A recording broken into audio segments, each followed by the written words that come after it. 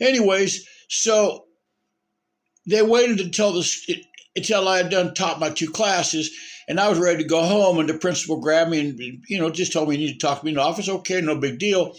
But I I taught two classes at night. The first class was for older. Well, both classes are for older students, but the first class had seven girls and one boy. But the boy, he rarely showed up, and even when he did, he. But anyway, so basically, I was teaching seven young ladies from I'm going to say 16, 17 up to maybe like 20. And I really enjoyed that class. That was one of my favorite. Well, that was my favorite class that I've ever taught over here. And it was seven very smart, intelligent, well behaved, nice young ladies.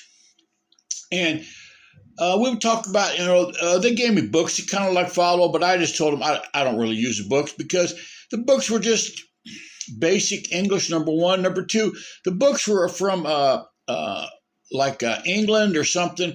And English from England and Europe is different than USA English. So I'm better at teaching the English from the USA, right? Just an example, they spell color different. They instead of calling it a mom, they call it a mum.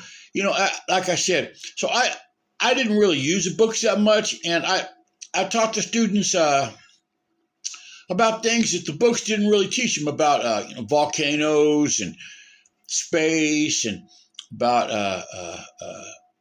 how to save money for your future.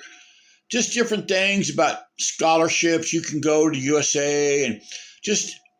And we would have fun. I'd joke around with them and stuff, and just write funny things on the whiteboard sometimes for them to read. They'd read it and then they'd laugh, and I'd tell them, "Oh, I was just playing with you. We're not going to study that." So, anyways, last Friday after the classes was over, the principal called me in there and told me that they just didn't have the money because because of the economy over here, and because of that damn what's going on in the Middle East and the price of fuel, and families are really struggling over here, man.